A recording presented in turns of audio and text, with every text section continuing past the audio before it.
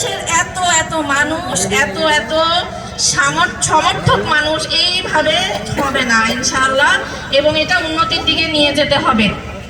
এবং আমি তিনটা জিনিস আপনাদেরকে শুধু একটু মনে রাখতে বলবো যে ইলেকশনের সময়, একটা হচ্ছে যে এই একতা, এই বিভাজনের বিরুদ্ধে কাজ, এক নাম্বার।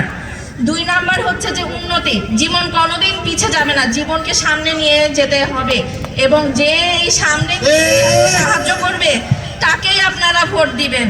3 নাম্বার হচ্ছে এই ভোটটা কিন্তু একটা আমানত আমাদের জন্য, আর এই ভোটটা হচ্ছে আপনাদের জন্য একটা ডিসিশন যে আপনারা নেক্সট 5 বছর আপনারা নিজেদের জীবনকে কিভাবে দেখতে চান। এটা কিন্তু 1-2 মাসের কথা না, এটা 5টা বছরের কথা।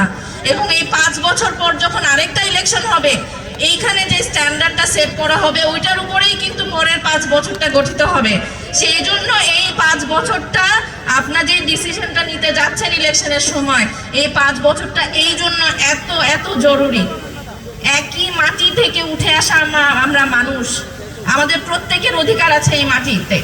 তো আমরা চাচ্ছি যে এই 3টা বিষয় যখন আপনারা মাথায় নেন, আপনারা একটু চিন্তা করে দেখেন যে কে এই 3টা বিষয় আপনাদেরকে সামনের দিকে এগিয়ে নিয়ে যাবে।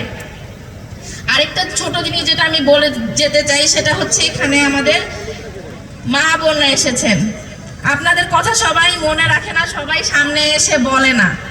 আপনারা পিছন থেকে সংসারের হাল ধরে থাকেন, ভাই, হাজবেন্ড এবং আপনাদের বাবাদের সব ধরনের শক্তি যোগান পিছন থেকে, কিন্তু সামনে এসে কিন্তু সেটা কেউ আপনাদের নাম উচ্চারণ করে না।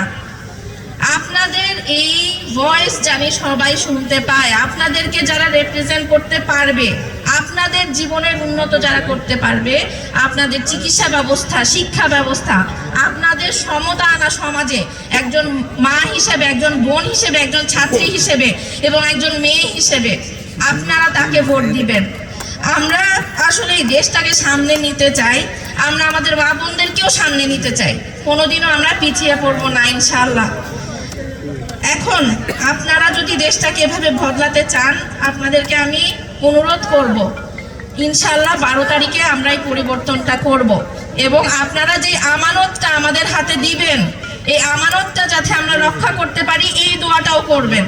কারণ ভোট দিয়ে কিন্তু শেষ হয় না, ভোটের পরে যে আমানতটা ঘাড়ে আসে, এটার পুঙ্খানুপুঙ্খ হিসাব মানুষের কাছে না দিতে হলেও যে আল্লাহর কাছে এবং আমাদের খোদার কাছে দিতে হবে, যে আমি এই ভোটটা দিয়ে আমি কি করছি, আমি মানুষকে সুবিচারের মধ্যে নিয়ে আসছি কিনা।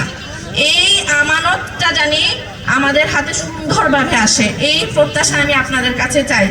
আমার এখানে পরিবারের অনেকেই আছে, আমাদের পরিবারের আব্বা আম্মা, আমার শ্বশুর শাশুড়ি, আমার ননাস ননদ, আমাদের দুলা ভাই, আমাদের পরিবারের সবাই এখানে আছে, যারা হয়তো স্টেজে আসছে না। সবার পক্ষ থেকে আমি এই অনুরোধটা করছি যে এই ভোটটা দিয়ে এবং একটু দোয়া করে যাতে আমরা এই আমানতটা রাখতে পারি।